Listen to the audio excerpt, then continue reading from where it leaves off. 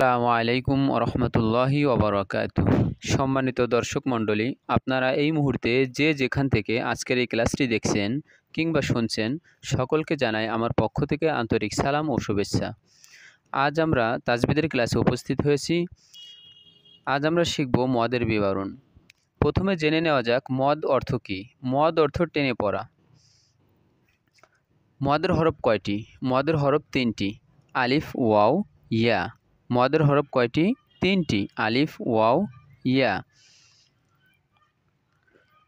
জবরের বাম পাশে খালি আলিফ, মদের হরফ। জবরের বাম পাশে খালি আলিফ, মদের হরফ। পেশের বাম পাশে জজমলা ওয়াও, মদের হরফ। জেরের বাম পাশে জজমলা ইয়া, মদের হরফ। মদের হরফ হইলে ডান দিকে হরকতকে এক আলিফ টানিয়া পড়িতে হয়। ইহাকে মদ্দে তবাই বা মদ্দে আসলি বলে। ইহাকে মদ্দে তবাই বা মদ্দে আসলি বলে। চলুন তাহলে কয়েকটি উদাহরণের মাধ্যমে আমরা পরিচিত হয়ে নিই মদ্দে তবাই কাকে বলে বা মদ্দে আসলি কাকে বলে। যেমন দেখেন, জবরের বাম পাশে খালি আলিফ। জবরের বাম পাশে খালি আলিফ যদি লক্ষ্য করি আমরা, এখানে ঝায়ের উপরে একটা জবর আছে। ঝায়ের উপরে কি আছে? জবর আছে। তো এই জবরের বাম পাশে কিন্তু আমরা যদি লক্ষ্য করি, এই দেখেন এখানে একটা খালি আলিফ আছে। তো জবরের আমরা পড়ে আসছি যে জবরের বাম পাশে যদি খালি আলিফ হয়, তাহলে ডান দিকে হরকতকে এক আলিফ টানিয়া পড়িতে হয়। জবরের বাম পাশে খালি আলিফ, মদের হরফ। মদের হরফ হইলে ডান দিকে হরকতকে এক আলিফ টানিয়ে পড়িতে হয়। এই যে ডান দিকে যে হরকতটা আছে, এই যে জবর, অর্থাৎ এই যে জবরটা, এই জবরটাকে আমরা এক আলিফ টেনে পড়বো। যেমন এখানে আমরা পড়ব ঝা আলিফ জবর ঝা, ঝা আলিফ জবর ঝা, ঝা আলিফ জবর ঝা। এখানে মনে রাখার জন্য আপনি বলতে পারেন ঝা আলিফ জবর ঝা, এক আলিফ মধ্যে তবাই। এটা আপনি বলতে পারেন, যেটা বললে আমাদের মনে থাকবে যে এখানে মধ্যে তবাইয়ের কায়দাটা আসছে। তো এরপরে দেখেন, পেশের বাম পাশে জজমালা ওয়াও, দ্বিতীয় সূরত। পেশের বাম পাশে জজমালা ওয়াও। আর পেশের বাম পাশে জজমালা ওয়াও যদি হয়, পেশের বাম পাশে জজমালা ওয়াও হলে কী করতে হয়? ডান দিকে হরকতকে এক আলিফ টেনে পড়তে হয়। কারণ আমরা দ্বিতীয় যে কায়দাটা নিয়মটা পড়ছি, এটা হচ্ছে পেশের বাম পাশে জজমালা ওয়াও, মদের হরফ। মদের হরফ হইলে ডান দিকে হরকত, অর্থাৎ ডান দিকে এই যে পেশটা আছে, এই পেশটাকে আমরা কয় আলিফ টানবো? এক আলিফ টেনে পড়বো। অর্থাৎ সিনও পেশ সু, সিনও পেশ সু, এভাবে পড়বো। তো মনে রাখার জন্য আপনি বলতে পারেন সিনও পেশ সু, এক আলিফ মধ্যে তবাই।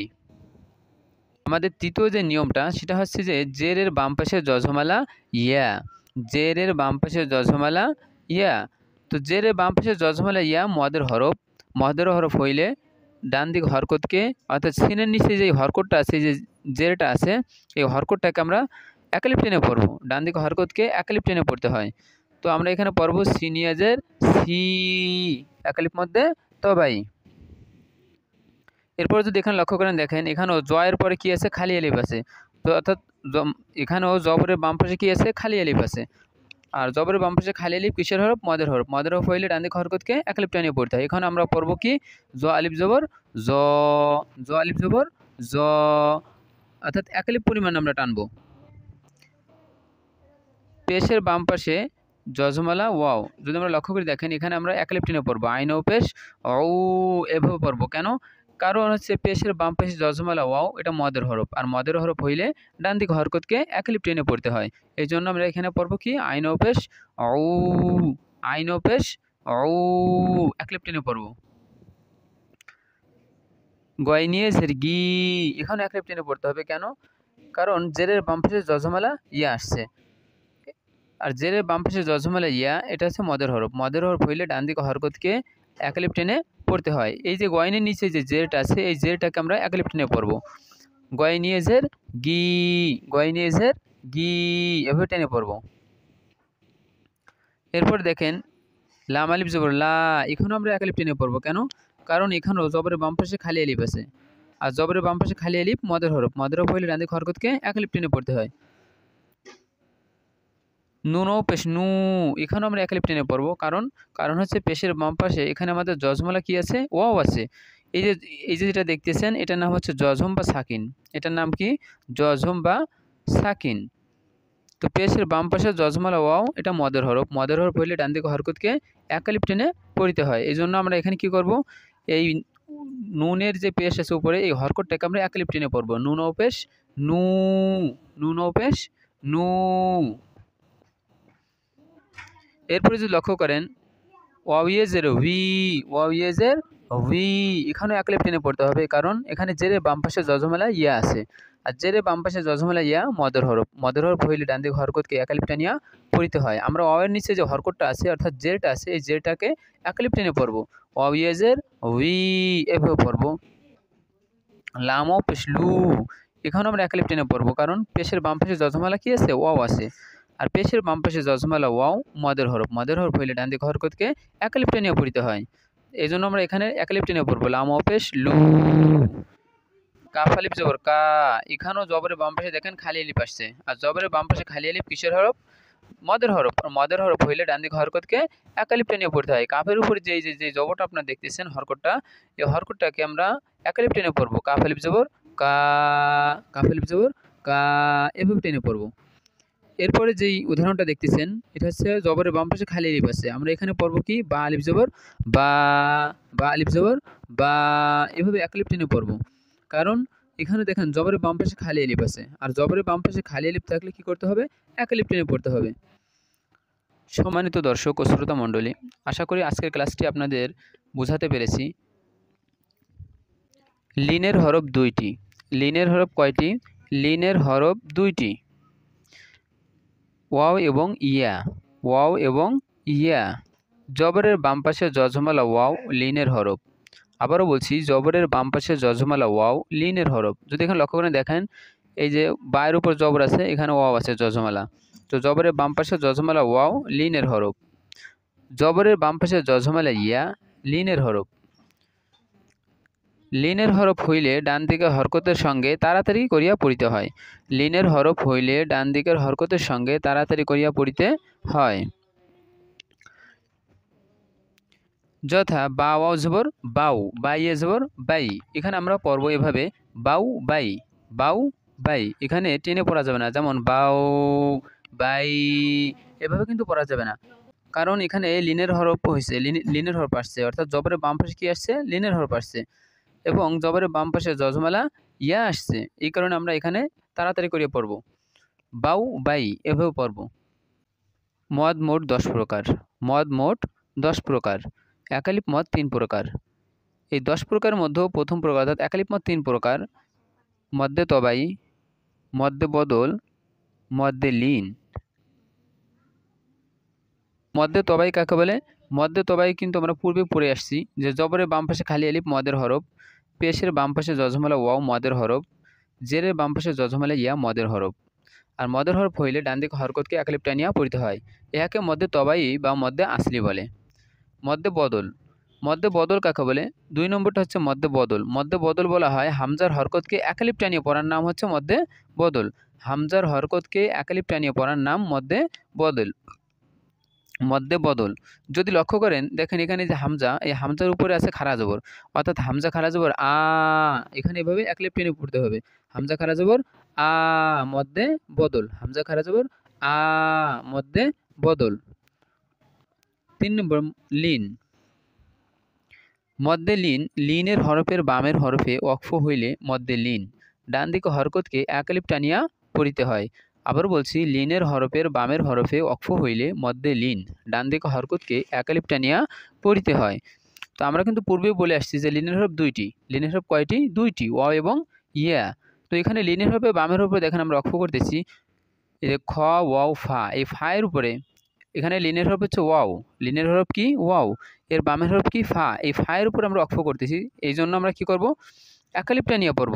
এখানে আমরা পড়ব খৌফ, খৌফ, এভাবে একালিপ টেনে পড়ব। খৌফ এভাবে পড়া যাবে না। দ্বিতীয় নম্বরটা দেখেন বাইত বা ইয়াতা, বাইত, এখানে আমরা পড়ব কি? বাইত, এভাবে একালিপ টেনে পড়ব, কারণ এখানে দেখেন লিনের হরফ আছে, বাইতের ভিতরে লিনের হরফ আছে ইয়া, লিনের হরফ কি? ইয়া, আর লিনের হরফে বামের হরফ কি? তা, এই তা এর উপরে আমরা ওয়াকফ করতেছি, এই জন্য আমরা এখানে কি করব? বাইত, এভাবে একালিপ টেনে পড়ব, বাইত। আশা করি বুঝতে পেরেছেন। 3 আলিফ মদ 2 প্রকার। 3 আলিফ মদ কত প্রকার? 2 প্রকার। মদ্যে আরজি, মদ্যে মুংফাসিল। মদ্যে আরজি, মদ্যে মুংফাসিল। আসুন জেনে নেওয়া যাক মদ্যে আরজি কাকে বলা হয়। মদ্যে আরজি, মদের হরফের বামের হরফে ওয়াকফ হইলে মদ্দে আরজি। ডান দিকে হরকতকে 3 আলিফ টানিয়া পড়িতে হয়। আবারও বলছি, মদের হরফের বামের হরফে ওয়াকফ হইলে ডান দিকে হরকতকে 3 আলিফ টানিয়া পড়িতে হয়। আসুন আমরা কয়েকটি উদাহরণের মাধ্যমে জেনে নিই। দেখেন প্রথম যে মিসালটা আছে বা উদাহরণটা আছে, আল আলামিন। এখানে যদি আমরা লক্ষ্য করি, দেখেন আলামিন, এখানে মদের হরফ কোনটা? মদের হরফ আছে এখানে আলামিনের মধ্যে ইয়াটা হচ্ছে কি মদের হরফ। কারণ আমরা জানি মদের হরফ 3টি, আলিফ ওয়াও ইয়া। এখানে কিন্তু সেই ইয়াটাই আসছে এখানে মদের হরফ। তো মদের হরফে বামের হরফ কোনটা? নুন। তো মদের হরফে বামের হরফে আমরা ওয়াকফ করতেছি নুনের উপর। এই জন্য আমরা এখানে কি করব, ডান দিকে যে হরকতটা আছে, তো ডান দিকে হরকতকে 3 আলিফ টেনে পড়বো। অর্থাৎ এই যে মিমের নিচে যে ইয়া জেট আছে হরকত, এই হরকতটাকে আমরা কয় আলিফ টানবো? 3 আলিফ টেনে পড়বো। যেমন আল আলামিন। যেমন আমরা নাকি সূরা ফাতিহা পড়ি, আলহামদুলিল্লাহি রাব্বিল আলামিন।